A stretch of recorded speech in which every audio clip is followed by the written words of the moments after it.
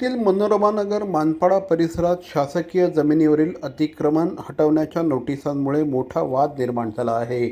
माजी महापौर मीनाक्षी शिंदे यांच्या तक्रारीनंतर महसूल विभागाने गाळेधारकांना नोटिसा बजावल्या। त्यामुळे बेघर होण्याच्या भीतीने नागरिक रस्त्यावर उतरले।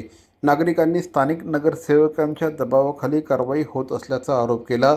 मात्र शिंदे यांनी हे आरोप फेटाळत भूमाफियांच्या बेकायदेशीर बांधकामांविरोधात कारवाई करण्याची स्पष्ट केलं।